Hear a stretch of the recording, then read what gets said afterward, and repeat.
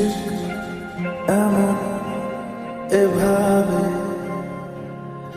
তুই থেকে যা স্বভাবে। আমি বুঝেছি ক্ষতি নেই,